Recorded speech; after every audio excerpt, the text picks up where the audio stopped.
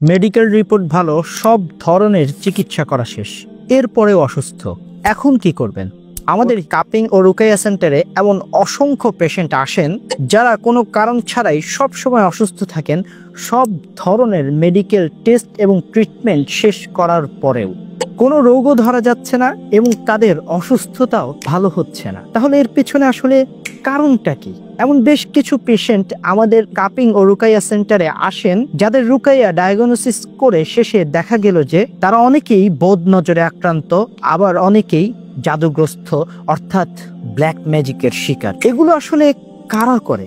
হতে পারে পারিবারিক কোনো কারণে, অথবা সম্পদ বন্টনের ক্ষেত্রে, কিংবা ব্যবসায়িক কোনো দ্বন্দ্বের কারণে।